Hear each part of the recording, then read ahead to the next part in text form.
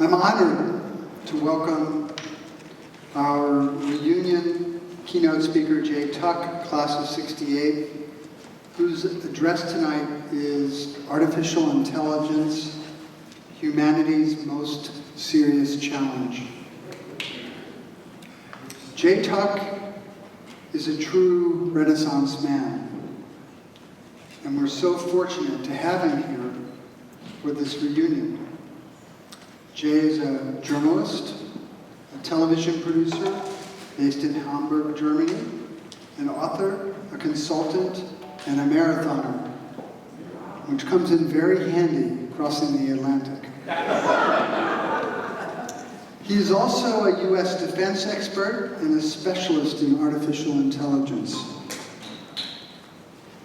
That covers a lot of ground. But he's an Antioch.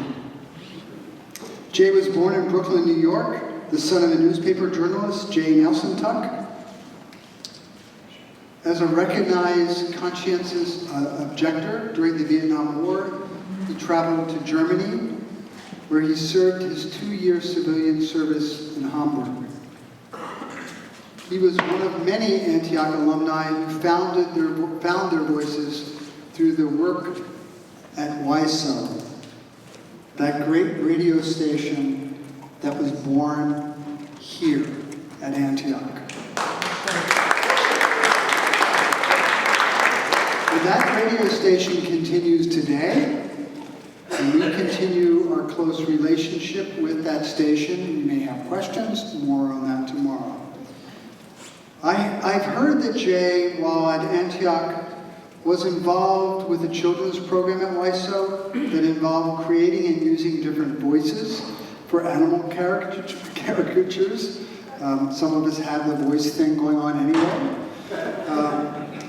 This experience proved invaluable as he learned about how a voice can be used to present different characters, and which he has used in various applications in the media and elsewhere ever since. His co-op jobs included student economist at the Federal Trade Commission, working at the U.S. Treasury, and as a social worker in Harlem. Jay began his journalist career at the age of 20 as a radio reporter for YSO.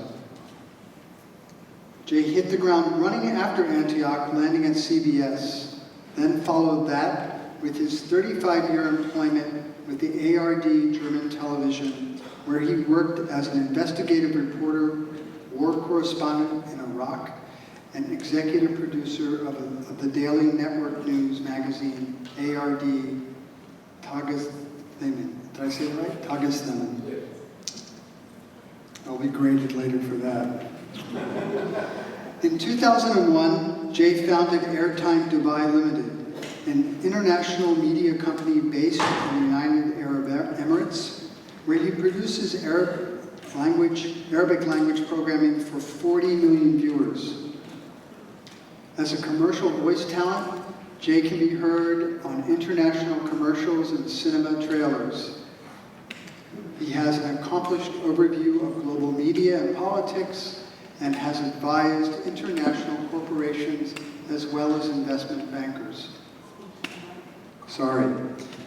Also, as a writer, the problem with the mic, I just have to say, is we have to work this out, that we need a see-through mic. Because when you are visually challenged and you're looking down at this, and you look at the mic, you see 6 lines at one time. Sorry. Jay is also as a writer. His books include High-Tech Espionage, a nonfiction book on Soviet espionage, as well as the T Directorate and the Computer War. Jay is also the first American to run the Siberian Ice Marathon in 2000. Jeez. I'm exhausted. And there's 5 more pages. Jay, where are you? Remembering that on Monday, July 15th, 2019, Jay is participating in Artificial Intelligence Symposium. Remember that he's doing that from 4 to 6 p.m. at downtown Dayton Metro Library Eichelberger Forum main stage. He is also presenting 2 films Saturday night, Short Circuit, a brief film that he made on campus in 1967 with Antioch funding. I didn't approve that. And also, Early Years, The Untold History of Abu Dhabi. So before we actually bring Jay up, I would like to show you 2 short pieces from those films so you have an idea of what you can see tomorrow. So David?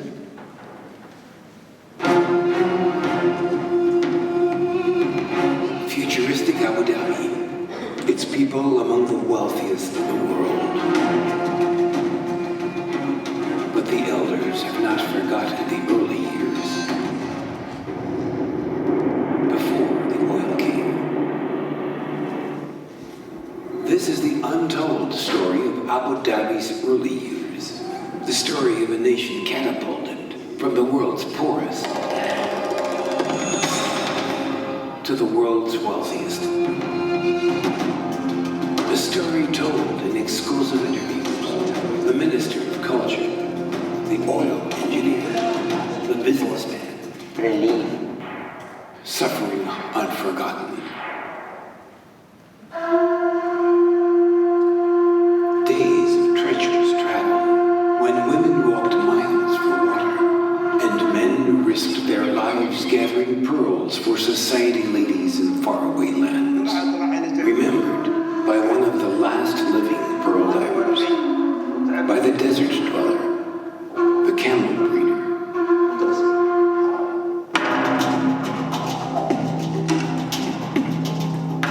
Falcons, today a hobby for the rich, formerly hunters for the hungry. Nocturnal dangers. The breathtaking beauty of the Liwa, famous for its sunsets and its scorpions. Home to the Bedouin and their daily struggle for food and water.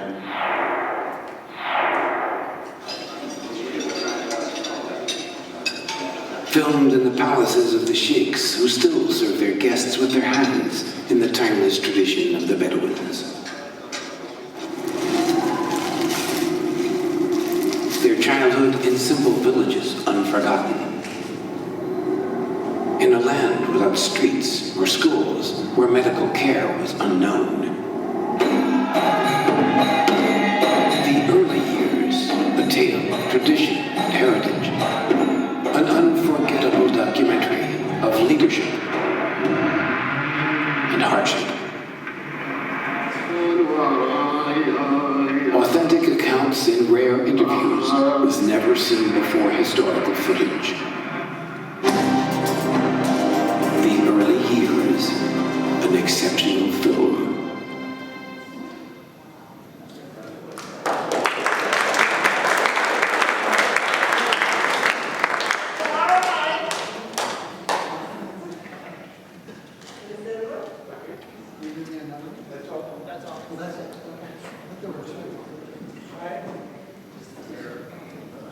So sorry, I thought the Antioch Adventure was also coming. But then this is the Antioch Adventure. So enough of that. It's my pleasure to invite Jay Tuck to take the stage for the keynote.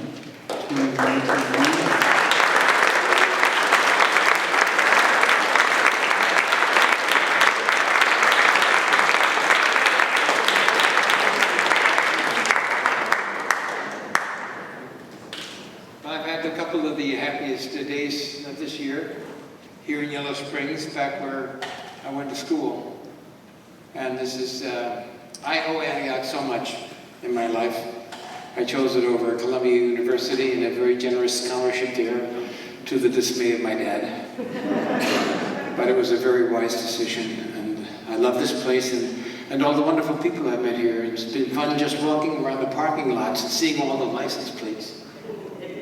And all the bumper stickers. So, close to the mic, like this, okay?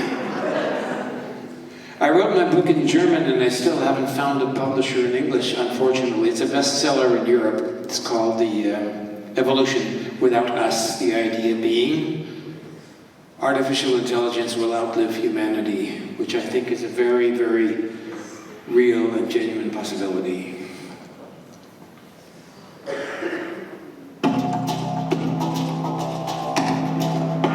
Many people think of artificial intelligence as being a robot, but that is not true. A robot is a machine. It's hydraulics, it's oil, it's electric motors. This is one created by DARPA, which is the Defense Advanced Research Projects Agency, known to most people as the Pentagon. The film was produced by Lockheed Martin, one of the largest arms companies in the world. And the Google daughter company who made this machine, Atlas, they like to pretend they have nothing to do with defense and military, but that's not quite true. We'll get to that later on. This is a graphic my wife says I shouldn't put in because it'll give you headaches, which is true. But if you look at the speed with which artificial intelligence is growing, it's not a linear growth, it's an exponential growth. And for the non-mathematicians among us, that means it's an explosive growth. It is going so fast that our human minds can hardly understand what is happening so fast. And while I'm talking and while I'm presenting some of the facts to you, I want you to remember these are the first baby steps of a very powerful technology that will change our society from top to bottom. It will change it in dramatic ways and in ways that we cannot understand. Let me start with a statistic. Most of you are probably not going to take notes, okay? Why not? There's some good stuff coming in. If you are going to take a note, start with this note. Write down on a page 200 million. 200 million pages of information. I'll give you a little pause to wrap your brains around 200 million pages of information can be digested and put into this machine and analyzed in 3 seconds. That's quite a bit. And remember, I'll say it again and again, this is only the beginning. This is the beginning of an explosive development that is going faster than we can comprehend. My second general comment is, I'm not talking to you as an owner of a company who's making a projection and wants to make millions of dollars and has these wild curves on. No, and I'm not coming to you as a philosopher or as a science fiction author. My trade is journalism, a much neglected trade these days. It's finding out the truth, and an investigative journalist, he tries not to only find out the obvious, he goes behind the scenes and tries to find out the backgrounds. But the background of what I say and what I teach you today is fact. My book has 365 footnotes in it so that you can check and see where I got my information, at least some of it, because I got some of it, well, never mind. So that's artificial intelligence. This is us, okay? This is 1200, that's my wife, she always takes these videos. Natural intelligence.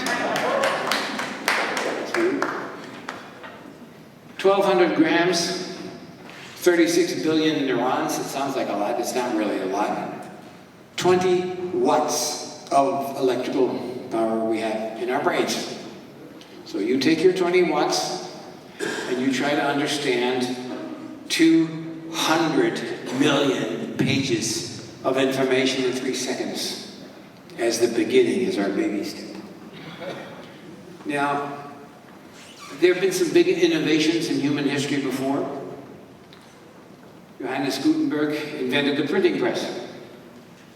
But there was always something called technological delay between the beginning of the invention and millions of people all around the world reading books. That didn't happen when he invented the printing press. Well, first of all, he was only supposed to do the Bible. And secondly, it took hundreds of years before that really changed the world. Hundreds of years. Same is true of James Watt, the steam engine. You didn't invent the steam engine and have the Industrial Revolution. No, it took decades and decades and decades before someone came up with a steam engine train or a steam engine production line. But in the end, it turned our society pretty much upside down. Scared a lot of people too, who thought their jobs would be taken away. But in the end, it was a huge step forward for humanity. Electricity. Between the discoveries of Thomas Edison and electrical lights and the power all over the place. Decades and decades and decades and decades. But AI goes fast. It goes really fast. I mean, take a medicine. You discover a medicine that can cure cancer or types of cancer, and you want to put it on the market and start saving lives right away. You've got to go through government processes. This takes 5 or 6 or 7 years, maybe even longer, before that invention gets to the public. You invent an app that's fast and cute and interesting, and you put it on the market tomorrow, and it starts changing the world by day after tomorrow. There is no technological delay, which is one of the reasons we have to be very careful, because no one's checking it. It just goes on the market, and if it's good, and a lot of this stuff is really good, it's accepted immediately. Like this. If you have a 10-year-old kid at home and he's ordered something in the internet, he gets a tracking code, he types it into his computer, he has to wait, of course, maybe 1,000th of a second, or maybe a millionth of a second. He has to wait and wait anyway. And then they tell him, oh, your toy is in Chicago right now, it's being loaded onto a truck. Jonathan is the driver, he'll be here tomorrow at 14:30 hours. And here's the joke. That is the name of the driver, and he will be here by 2:30 p.m. tomorrow. The information is correct, and you get it in a split second. And here's the real surprise. Nobody's surprised. Everyone said, oh yeah, okay, tracking number, yeah. This is everyday life. And how long has it been around? Well, not very long. Somebody made the discovery of how to do this, and artificial intelligence in the world is watching hundreds of thousands, millions of packages wherever they're going, and they know the names of the drivers and the trucks and the traffic conditions and everything. And they pop that back to you within thousandths of a second. And this is artificial intelligence today. This is happening now, and nobody's surprised. It goes very fast. I was at my dentist's, very beautiful blonde lady, if you need to get your teeth fixed in Hamburg. She's really good. And I hear this noise behind me. Beep, beep, beep, beep, beep, beep. I said, what's that? She says, that is my new robot. I say, new robot? Hey, that's, what? What does it do? Well, I have a scanner in there, and I stick the scanner in your mouth, and I look at the holes where your teeth should be, and it takes a 3-dimensional picture. And then I pick out a piece of ceramic that matches the color of your teeth. This is not 3D printing, it's actually carving. The robot rolls in the back room. 20 minutes, 25 minutes later, it comes back with your false tooth. Now, I mean, let's not kidding ourselves. We're not kids anymore. We all have that 1 or 2. And generally, we go to the dentist and you bite into this horrible tasting plastic thing. And then they have to do some measurements, and they send it off to a lab, and it takes weeks. And then you come back and they have to adjust it and file it, and they put, this is all done now in 25 minutes or 30 minutes. It doesn't need any adjustment. It's very precise. It's very fast. It's very cheap, and it's good. And there is no technological delay. Dentists start buying this machine as soon as they see it. They sit down with a pencil and paper. How much does the machine cost? How much do my other false teeth cost? Bang. It's a done deal. There is no delay. The changes in our society are going so fast that if you don't look in the rearview mirror, you don't even realize what is going on. our own world is becoming very, very strange because there are so many new things happening into it that we don't understand. Artificial intelligence, I said to you already, it's getting better and better and faster and faster. And everyone wants to know, when is it going to surpass us? When is artificial intelligence going to be as good as a human? You won't like the answer. It already has. We are out of date in many, many sectors of society. This is not a prediction, it's not a projection, it's now. We're out of date in, one of the most attractive jobs in the world. The stock market. When I was a kid, I wanted to be a broker. I wanted to make money. I wanted to make not millions, but billions. Lots of money. That was a dream job. Stockbroker. In fact, at the largest bank in the world, these are serious sources that I'm quoting here. Goldman Sachs, in 2000, had this office in New York City with 600 stockbrokers in it. 600 stockbrokers. They have two, at last count. I'm not sure if they're still there. They have been wiped out. Completely wiped out. Let me explain.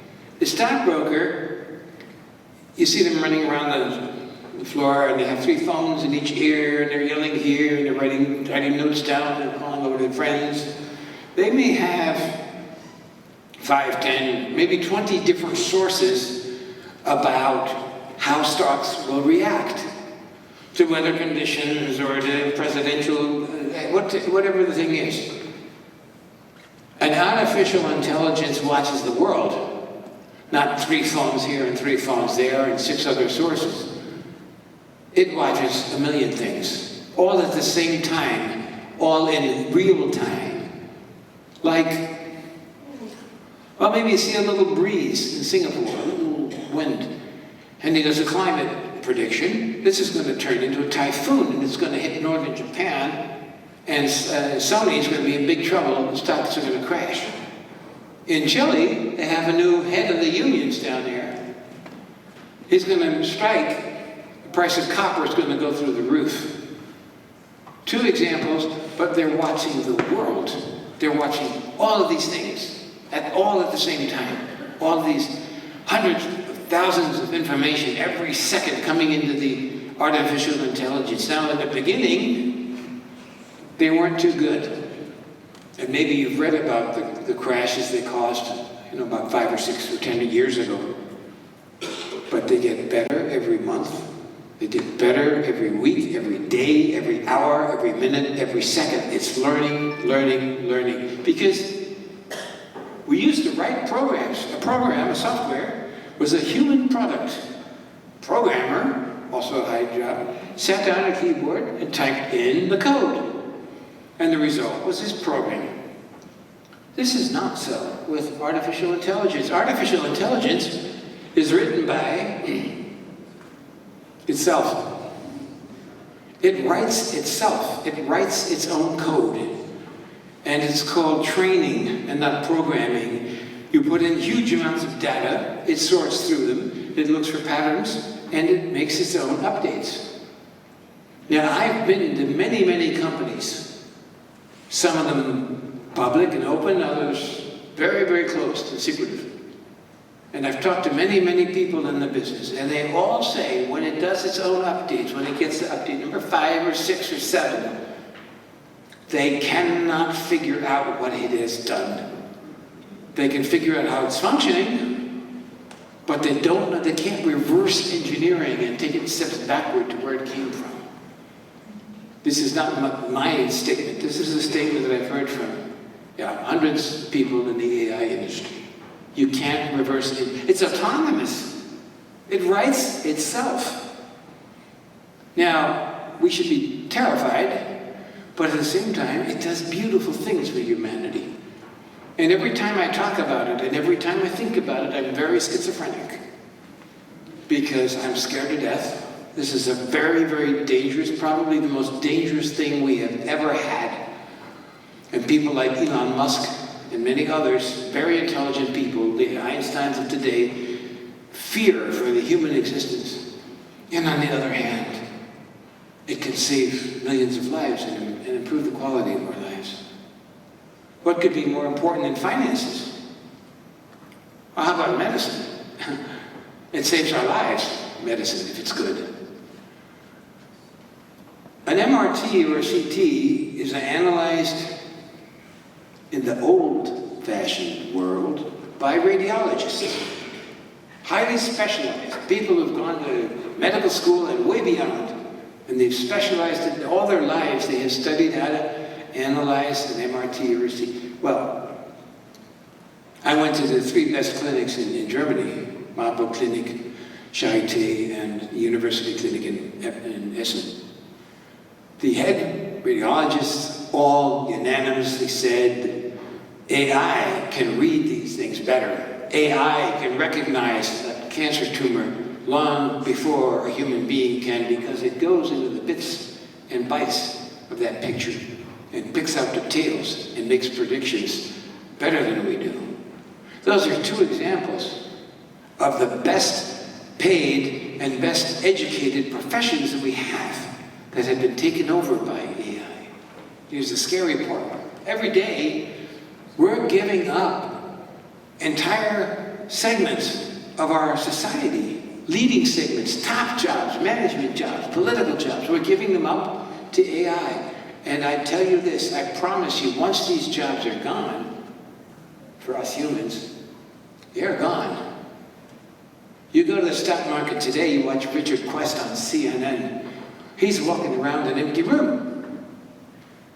As a TV producer for my TV network show, we tried to get reporters on the floor of the stock market because we thought that's where the action is. We got to get our guys out there and see what's going on. We couldn't. It was absolutely forbidden because there was so much money and many people. It was like a stock market. And no, what do they call stock yards? Where the cows are. It's just full of people. There was no room. Now it's empty. If Richard Quest wants to do an interview on somebody, he's got to go all the way back in the corner and talk to the guy at the computer terminal because AI is doing the job. If you flew here from somewhere to come to the reunion, you were sitting in an airplane, and I promise you, in your airplane, there were probably 25 or 30 different prices for your flight. Sitting in the same airplane, going from the same place, depending on where did you book it, which agency, and do you have connecting flights, did you get a hotel with?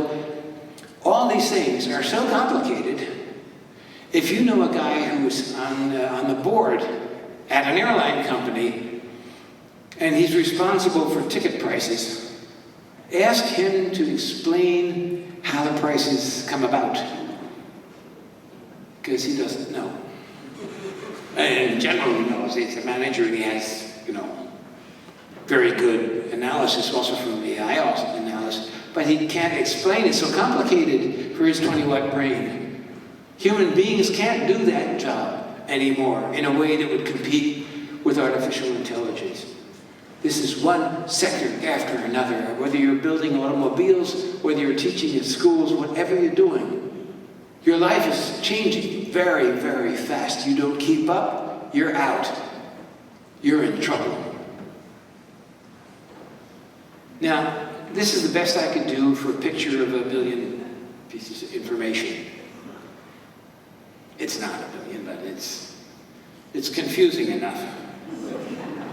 So let's go to medical research. I got some more bad news for you.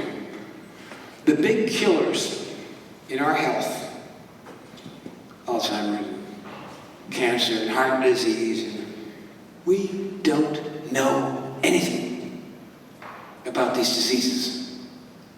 Our human knowledge of the worst killers that could save our lives, we don't understand.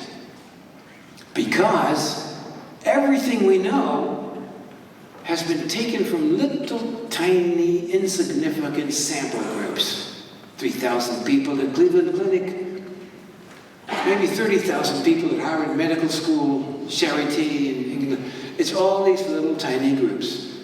And you look at the studies, you see they're only studying like 4 factors, 5 factors, maybe 20 factors, but not all the variables. Now there's a computer at IBM, it's called Watson. Some say Dr. Watson is studying lung cancer. But he's not studying 30,000 people, or 300,000 people, or 300 million people. No, he's studying the world. He's studying it in the global size, in the global dimension, gathering all possible information about anyone who has lung cancer. And all these billions of individual pieces of information are put into one computer mess, into one analysis. Because maybe over there's a little factor that no one has really thought much about, baldness, or athlete's foot, or the genetics of your parents, or the chemicals that have been in contact with your skin, what you're eating, the air quality that you breathe, all of these thousands and thousands of different factors among millions and hundreds of millions of people in dimensions way, way beyond your 28-watt brains. The problem is the data is not compatible. You have doctors in the United States, they're writing it in English. You have doctors in France, they're writing it in French. You have doctors in Pakistan, they're writing it in Urdu. Or in Africa, they're writing it in Swahili. Or they're using Arabic letters or Russian letters. It's very confusing, and those are just the wording things. So you have video recordings of people's intestines, you have heart rates being measured. All of these different factors, they have to be structured. They have to be structured so they're comparable to each other. Now, a good, smart computer can do that pretty quick, but it's still going to take many years because it's so complicated. It's a very, very complicated job, but when they're done, this damn computer is going to understand where this disease came from and what it's connected with and how you can heal it. There are enormous possibilities connected with all of that. So let me explain a little bit about the way they think, because you're all caught up in some kind of science fiction movies and Skynet killing, throwing atomic bombs at people and stuff. I have a firewall in my brain. This is the hard information that I research. These are the facts. And then there's over here philosophers and science fiction stuff. And then you have to separate them. Computers don't think like we do. You may know iRobot. He rolls around the floor and some kid put an LED on top and filmed the way it was moving around the room. Well, iRobot is very stupid. You put it there and it starts off in that direction and it just keeps rolling until it bumps into the wall, and then it comes back in another direction and bumps into a chair and a table. It has no plan. It has no strategic idea. How do I approach the floor? It just sort of bumps around like a bumper car, and eventually it's finished and your floor is clean. But it's not smart, even though they may call it smart. How about chess? We invented chess because we wanted our kings to win the wars. It's a strategic game. You set up your rooks and your horses and your bishops and everything. And you develop a plan to put the queen under pressure, and you've got a strategy. And the better you are, the more complicated your strategy. And every human attempt to develop a strategy for winning at chess with the computer failed. They didn't even get close to the human players. But they started a new way. They just started, when artificial intelligence came along, they divided the computer into black and white, and he just started making moves. Just as stupid as iRobot. Any move, and then another, any move. But he was moving at the speed of 200, million moves in 3 seconds. So eventually he covered all the possible moves that could be made. And when a computer looks at a chess game, what he sees is not a strategy, not things developing, coming and going. He sees each setup as a still photograph. And it knows when that still photograph comes, I got to do this, and when that comes, I do that. But there's no relationship to them. But he wins, and he can beat the best human chess player in the world. Yeah, that's a chicken or a rooster. Rooster, I guess. I know in Yellow Springs, food is very important here. You have a farm, and eating properly is very important. But you probably have no idea how important artificial intelligence in the agricultural economy is.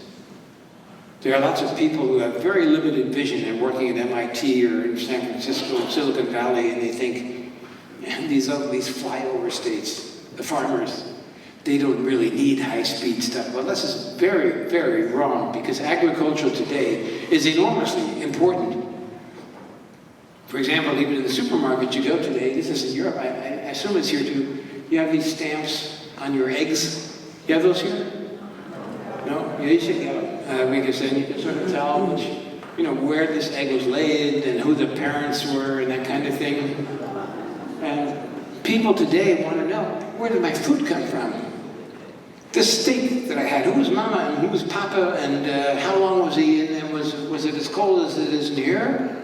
Or colder? Or, what kind of life did this cow have before it got to my frying pan? People want to know that information.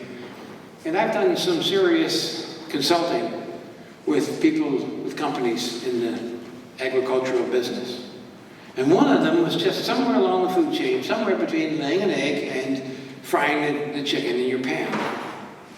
And he sat there in the middle.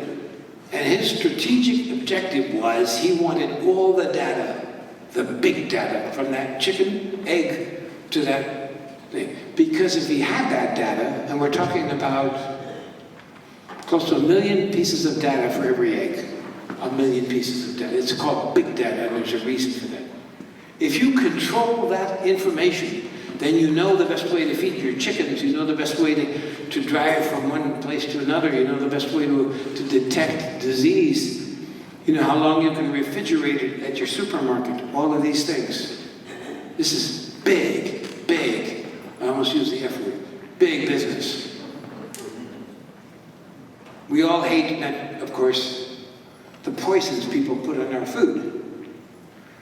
Insecticides and fungicides and all that stuff. Glyphosate is a big issue in the States right now. Bayer just bought the Monsanto company and inherited this nightmare. Because tons of the stuff is getting put onto our agricultural products.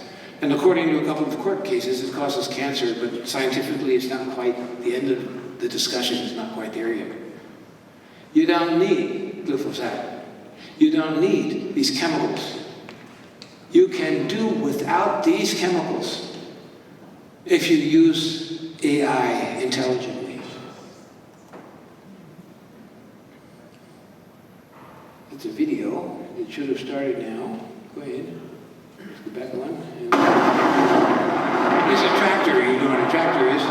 But behind it is a machine called LettuceBot. You probably don't know what LettuceBot is. It's an American machine.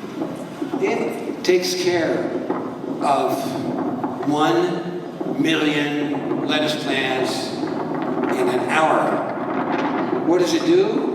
Well, it knows if two of them are too close to each other, they're not going to grow right. So it plucks away one of them so the other one has room to grow. Or if there are some fleas on there, or some fungus, it takes care. And it treats each one of those plants individually. This is artificial intelligence. It treats the plants individually. So you don't need 42 truckloads of glyphosate or other poisons to dump on your plants. You can get along with a thimbleful. This is a game changer. This is a world changer. If this stuff starts getting distributed worldwide, we will save ourselves a lot of grief. It's a very good piece of news. So everyone wants to get involved in it. You can make money with it also. And there's an international race for AI. There are two countries basically involved in it. One is the United States. The other I think you can recognize here. The Chinese really didn't care if AI beat a chess player. They don't play chess. But when AI beat a Chinese expert at Go, they broke out in panic. It was like the Sputnik effect in the 1950s in the United States. They lost the game. It broke their hearts. And it scared them, and they made it to a very high priority, and today they are one of the two big competitors in that field. Because they have their whole economy geared up to it. And these are a few of their advantages. They have more internet users in China. Did you know this? More internet users in China than all of Europe and all of the United States combined. They skipped the PC phase, they just went straight to the smartphones. They are ordering every day 20 million food orders. It's 10 times the American number. $17 trillion on smartphone payments per year. Because in China, data limitations are unknown. They have no protections. They're collecting data on all their citizens all the time without any kind of limitation. In 1/3 of global capital, and if anyone here knows what global capital is, 1/3 of the world's global capital is going to Chinese startups.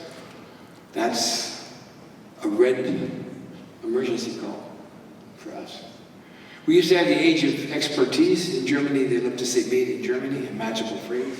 But it's been replaced by the age of data, because you don't program artificial intelligence, you train it, and to train it you need data, and you need tons and tons and tons of data. And if you limit your data, like Europe is doing right now, you have no chance in this race.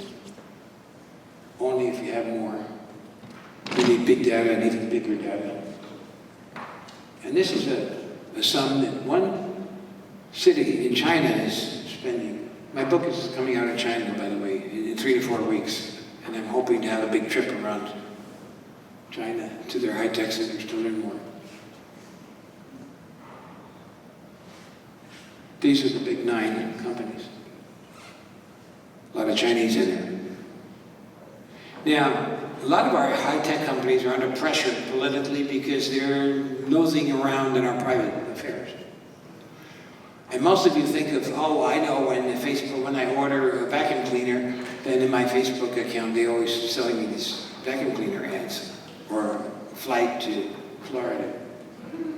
So Tim Cook went out and criticized Facebook. And he said, we're losing the freedom to be human. On Facebook, very bad, very bad. And they made a big advertising campaign out of this. And they put it on street signs all over the United States, which said, what happens on your iPhone stays on your iPhone. Who believes that in here? Come on, 1 or 2, even if you're Antioch, 1 or 2 people should believe that. It's going to stay. It doesn't stay in your iPhone. No. One of my heroes works for the Washington Post, one of the papers in America that has remained a good source of news. And he discovered when he puts his iPhone on a table, a night table, at night and goes to sleep, his iPhone does not go to sleep. It goes to work. It starts making, every night the man is in bed, it starts making phone calls. In 1 week, with over 5,400 hidden app trackers, and is reporting back data on you. I'm not talking about your GPS location, or your nice friends with their email addresses, or a couple of photographs. No, we're talking about serious, intimate, private things. One of the most private things, pieces of data you have, is your Google search. What you look for in Google. You really reveal who you are by what you look for. 5,400 hidden trackers were found on his phone within a 2-week period. We had a German reporter, also one of my heroes. You have a German law that says you can write to anyone, and so he wrote to the big 5 companies and said, I want you to please tell me all the data you have on me. And they're required by law to do so. So he got this this hard disk and all that data on it. And he went to his office and tried to print it out. But his editor-in-chief said, no, you can't print that out. He says, why not? He said, that's over 500,000 pages.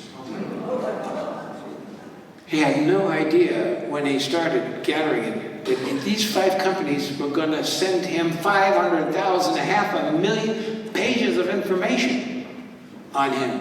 Where he had traveled, what he had bought, what he was thinking, what he's going to think, the whole 9 yards. A friend of mine, maybe I should say a former friend of mine, he studies the movements of your finger on an iPhone, okay? Not what you click. Anybody can do that. No, the way you move your finger. Or if you're going at home shopping, the way you move your mouse. Not what you click. Anybody can do that. No, the way you move it. And then he does predictive analysis and he says, this housewife, she's going to buy that.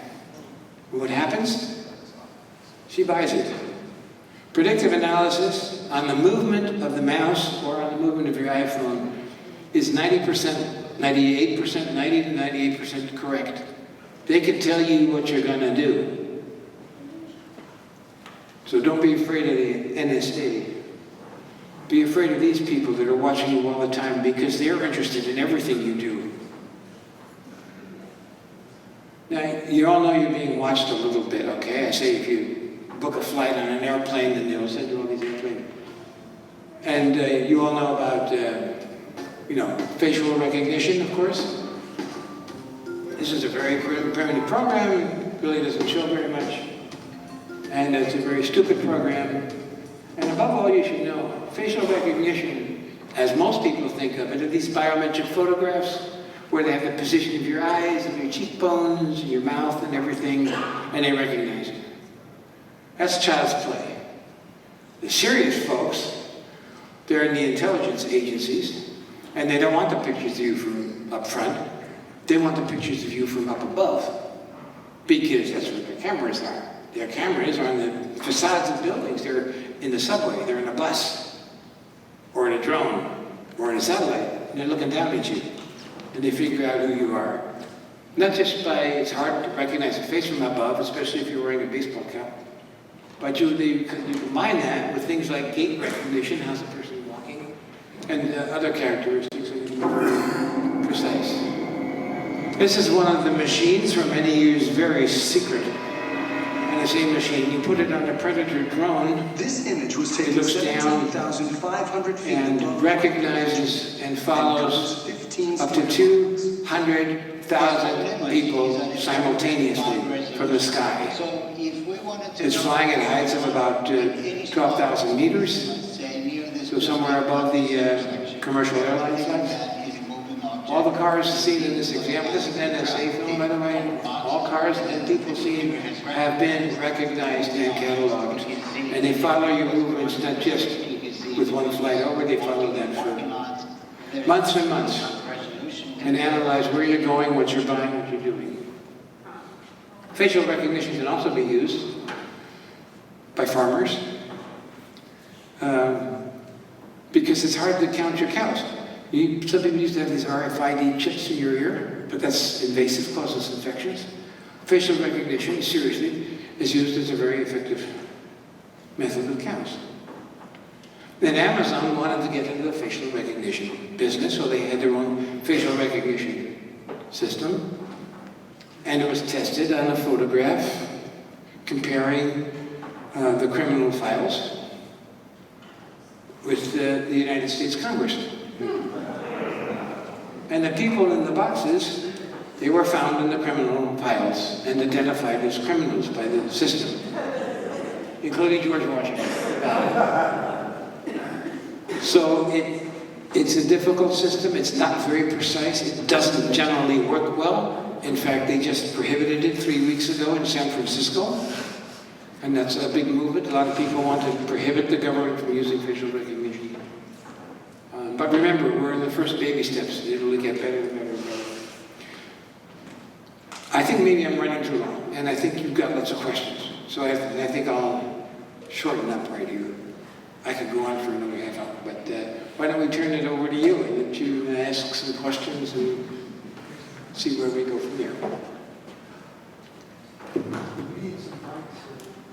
We have a traveling microphone, or two traveling microphones. They're behind the curtain, hidden. Here they come.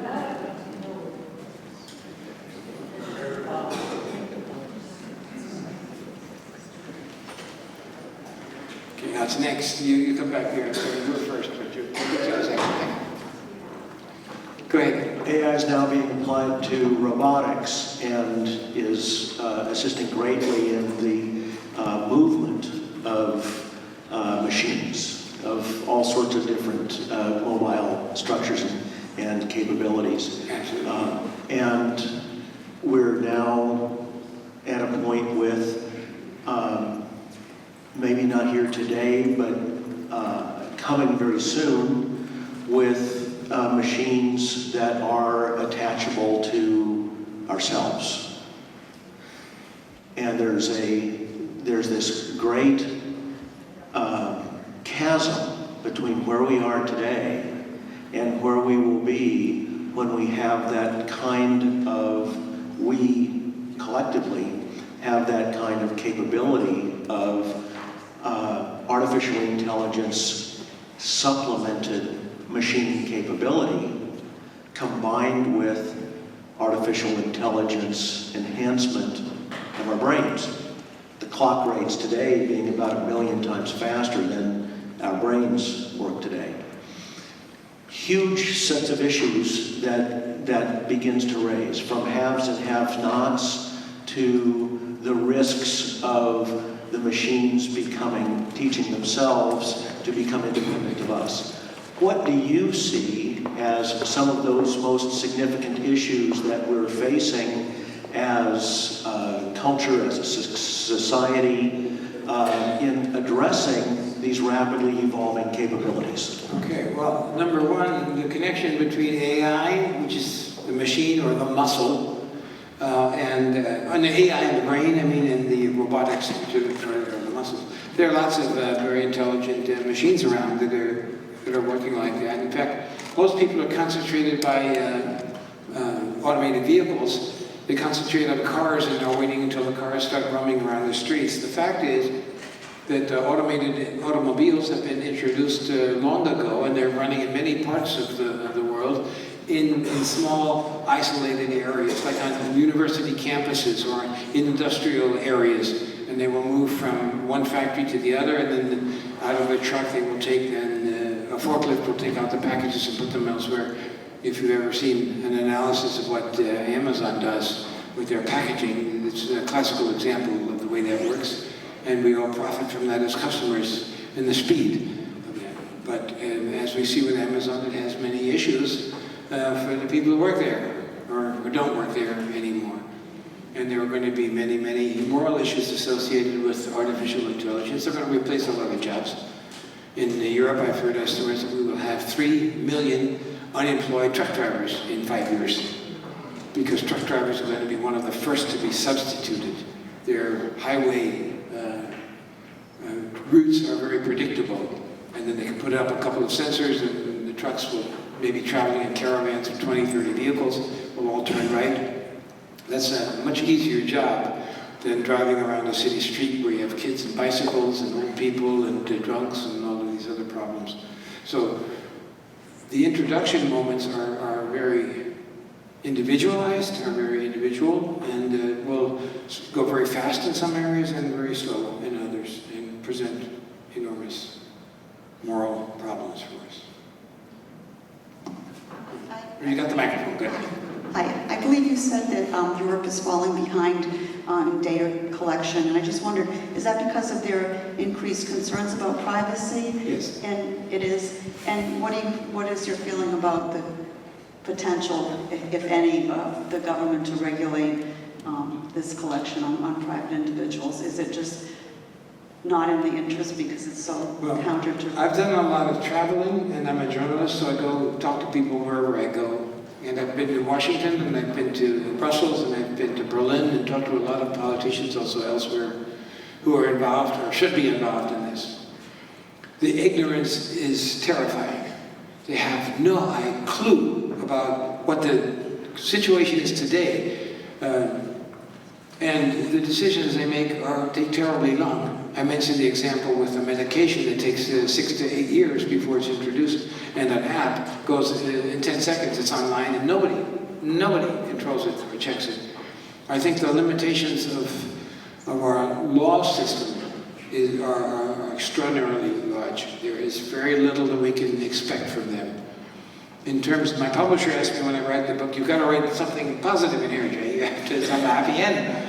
And the only one I could think of was a comparison with the atomic physicists who invented the atomic bomb. Had no idea what they were doing until they started exploding Nagasaki and Hiroshima. Then they realized how terrible this invention was. Something had to be done. They started founding organizations like the Organization of Concerned Scientists. With a great advantage, these men and women knew what they were doing. They knew where the problems lie. And what they created in terms of instruments are the foundation of all of our disarmament treaties that we have. And there are many people in the AI industry, comparison, who are very, very much concerned about the dangers of it.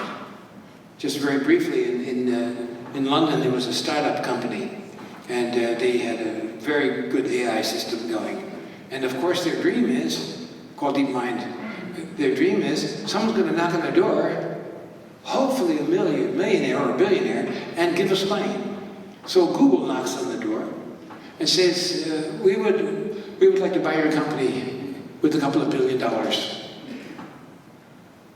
Couple of $1 billion. So you would think they would all run home and open up the champagne and celebrate. But they didn't.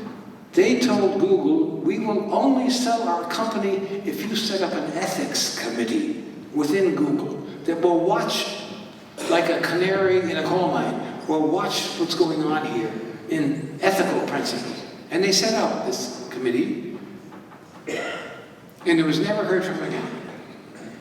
And DeepMind is part of Google now. But it shows that the people who are developing this tool know how dangerous it is. They know that. And those are the people that I put my hopes in. Hi. Quick, what is the thing on the keyboard? But then I'll ask my question. What? This takes 4 minutes. We go into it for 4 minutes. It's a lock. It's a way of protecting your computer. And behind that, there are lots of other ways of protecting your computer, which I could go into, but... Okay, my question is, what can we do? What is there that we can do to both gain the benefits of AI and to protect ourselves from the problems of it? Okay, that's the most important question and the impossible one to answer, really. It's impossible to answer because I don't know what we can do. As I say, I have a very schizophrenic relationship. If I look at what's possible in agriculture or in medicine or in many, many, many other fields, it's enormous, it's wonderful, it's going to save lives.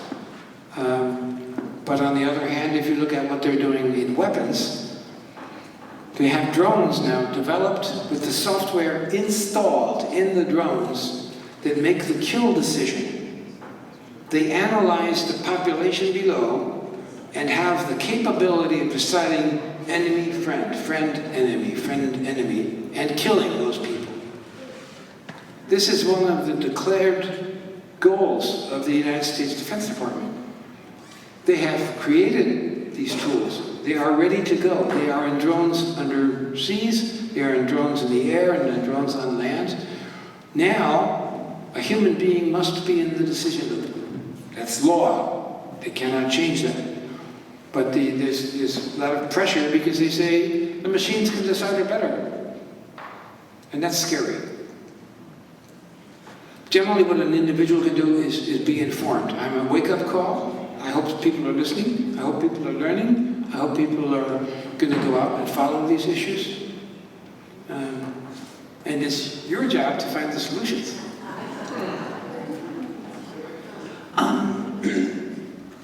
I know that in terms of training these AIs, there is growing concern external to the industry about the biases inherent in the data and the AIs inadvertently recreating that and cementing those types of inequities. How much sensitivity is there to that within the industry? Is there an effort being made to sort of course correct for any of that? Yes, of course. because you can't sell a product that has those disadvantages. There's a lot of commercial reasons behind wanting to change it. But they had I forgot what the company it was. There was one company that had been released on the market prematurely. And apparently some fascists had gotten the influence, and they had started to teach really nasty words and really nasty anti-Semitic things to the machine, and they took it offline. I can't, maybe I'll think of it in a second, which company it was. There's been a lot of that has been an issue with facial recognition. As I mentioned, San Francisco has prohibited it because facial recognition was having great problems with people of color and with women, both. And they said it's unacceptable that this is being used in police and law enforcement, so they prohibited it. So this is a high priority for people who work in these fields. They want a commercially viable product, and that's part of what makes something viable. I just want to let you know that it's almost 9 o'clock. If you're going to participate in the vigil in front of the Coretta Scott King Center, you can make your way over there. And we made an announcement about this earlier today. I actually don't have the material in front of me, but it's called Lights for Liberty, and it addresses the incarceration of refugees in the U.S. And I would say, first of all, we're going to take a couple more questions, but I want to thank Jay for those of you who are leaving now.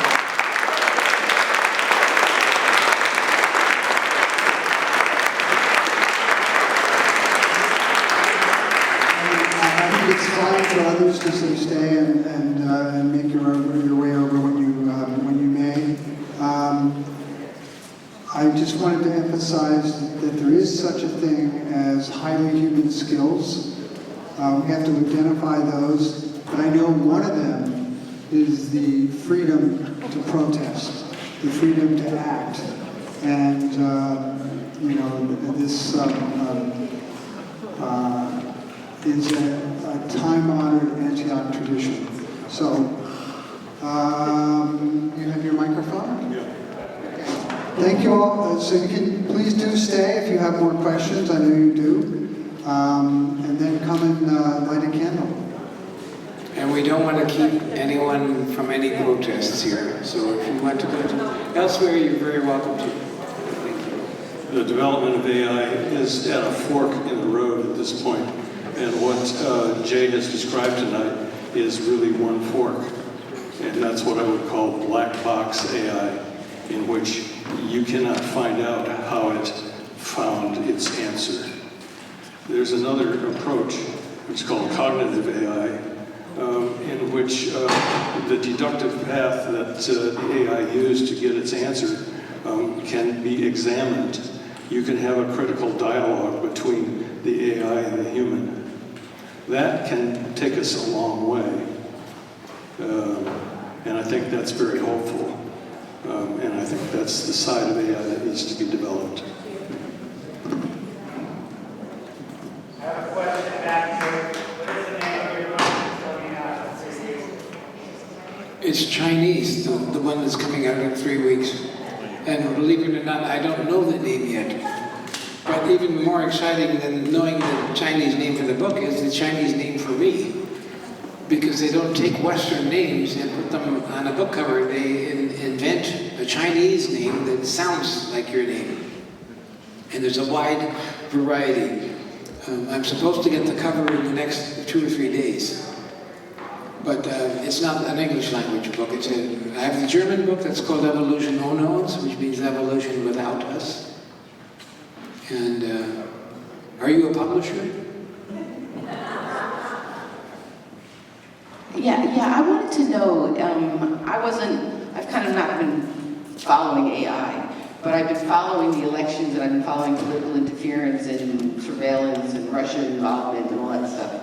And it seems like what you're saying is really there's no political analysis going on. There's political analysis going on, but what sorts of controls are being thought about at the governmental level, or maybe they're involved in it. You know, what's your opinion of how government is manipulating this to control people, either here or overseas? I know China's doing stuff with some stuff that I've read, but you know, the face recognition, and they're watching everyone, and you know, they got the Ungers in some place, and you know, they have a bunch of stuff going on. But what's your sense of how it's being used, manipulated politically? We have 4 hours? That's a huge question. Let's start with the Chinese. They have a system, they give you like school grades. Every human being who lives in China is being graded every day. Did he leave his bicycle at the wrong place? Is he eating the right food? Did he say something nasty about the Communist Party? There are thousands of different criteria that are being recorded every day about every person. If your high notes are on record, then you can get reduced prices, you can travel to all kinds of exclusive places and get great jobs. If you are low on the level, you get treated very, very badly by the government, by credit agencies, by all these things. And that's a very scary development when everyone has a grading system, especially if you have something like the Communist Party deciding who gets good, who gets bad grades. That's, yeah, a huge problem, unfortunately, that we don't have. But we have people manipulating our elections. That's not just AI. There's a lot of normal programming people doing that. On the Russian side, it's the GRU, it's the military secret service. But there are also many domestic elements who are involved. That's a very complex question that I can't answer. It's almost like the credit agencies rate everyone on their credit, and they keep information. They're private sector, right? And so they, you know, in a way they control certain things in the society. So what you're saying, this is another tool. Okay, well, let me say a word about privacy. You don't have any. Your privacy is gone. Mine is too. Don't ever think that you can have private data that is not available to anyone. And if it's available anywhere, then anyone else can get it. It's a question of the price. It's all on the market. There are many corporations, billion-dollar corporations in the States that you've never heard of, that are making lots and lots of money, taking anonymous data and turning it around, putting names and places on it, and selling it at high prices. There's nothing out there that is not, as I say, this one journalist just wrote to the 5 big corporations and he got back 500,000 pages of very, very intimate data. Quick question. My hearing's not very good and I may have missed something you said. I'm sorry. I found what you have up on the screen profoundly offensive. What's it doing there? What? Oh, I'm sorry. Okay. That is a gentleman who developed a software program which is in very wide distribution. And I was saying it was very difficult to protect your data. I'm sorry that offended you. That should have been up there. Kaspersky is selling his security software to many hundreds of United States industries in very sensitive businesses. And he's a personal friend of Mr. Putin and an employee of the Russian Secret Service. And Mr. McAfee was taking a lot of cocaine and was going out with a lot of prostitutes, and he made no secret of it. He posted these photos are from him, posted on the internet. And he was living in a middle American country where he's now a wanted murderer. And he's selling security software. That was the purpose. That wasn't meant to stay up here the whole time. I'm very sorry about that. I apologize. Hi, I just happened to think of something. We are, you might say, electromagnetic machines, people. Every cell produces electromagnetic impulses and can affect other things and can be affected by electromagnetic fields. What would be the potential that AI would develop the type of electromagnetic fields that would be able to actually affect and invade people? Well, it's not a question. There's a mixture of a lot of medical technologies and human. There's a whole field of information where you mix medical technology and AI and other computer things. You can do memory enhancement, there's exoskeletons developed for soldiers so they can lift heavy things and carry heavy weapons. There are all kinds of manipulations for your heart or for diabetes, for your medication that are normal today. It's normal today to have a 3D printing for a bone. It's normal today to change people's ways of thinking. I'm not an expert in that field. I really can't tell you. I think it's very, very hard for anyone to predict where it's going. But let me give you one example. There are military people who are now developing micro drones. They're this big or even smaller. They're being developed in a secret laboratory not far from here. First name is Wright, okay? And they have an Air Force research laboratory. They are developing micro drones. And there are other people in Singapore, and I'm not sure they are related, but just let me tell you, they are taking little tiny computer chips and the larvae from moths, where there's still a larvae, and they put them together. Okay, and when the moth grows, the computer parts become part of its body. They are absorbed also in the nervous systems of the moth. So when the moth is adult and it starts to fly, and I've seen videos of this, you can control the flight with a joystick. So the moth will fly left or fly right. It's baby steps, but it's one concept that has been realized already. There are moths living that you can make fly around. And you combine that with the fact that there's micro weapons that will explode next to your ear. I have a video of that too, but we're out of time, I think. One last question. I was interested because you put up that one slide where they were photographing a city from above. Yes. And I heard an article about that. And I think it's typical of a lot of this AI dilemma in that using that technology, they were able to solve murders. And serious crime by doing that. They were able to go back through the database and the pictures that they took and trace back where the killers came from, and they closed out, in one case, they closed out a big gang in the process. Yes. But on the other hand, it's a privacy concern. And apparently it's been shut down in some areas, in some applications because of that concern. So, I mean, I don't understand how people will make that balance, how the government will make that. But the government's making the balance, the government's making the decision. It's very simple. The government makes the decision, and we may find out about it, and we may not find out about it, and they will do it. But some of these things are life-saving. I mean, the reason they're flying over these cities is to stop terrorist attacks, to see by behavior of certain vehicles, not necessarily in New York, but in Yemen somewhere, or in Pakistan somewhere, they can detect by the movements of the vehicles that there's going to be an attack, and they prevent it, and that saves lives. On the other hand, they get things wrong sometimes, like the facial recognition things. They get them wrong. It's not a perfect science. We don't live in a perfect world. And how do you make the division between privacy and safety? That's something that law enforcement deals with every day in the courts of our land. Maybe, do I have like a minute and a half?